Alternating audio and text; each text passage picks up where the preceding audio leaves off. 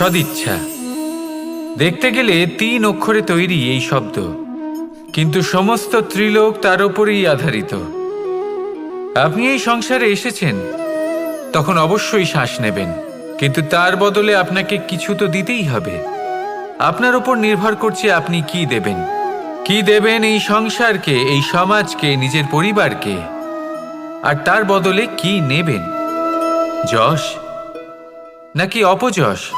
দেখুন, এক ছিল রাবণ, যে কিনা সমুদ্র পার করল সীতাকে অপহরণ করার জন্য, আর এক ছিলেন রামচন্দ্র, যিনি সমুদ্র পার করেছিলেন, সেতু বানিয়ে গিয়েছিলেন সীতাকে ফিরিয়ে নিয়ে আসার জন্য।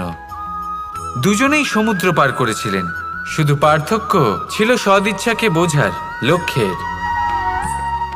অনেক মানুষের যাত্রা একরকম হতেই পারে, কিন্তু আনন্দ তখনই লাভ করবেন যখন লক্ষ্য শুভ হবে।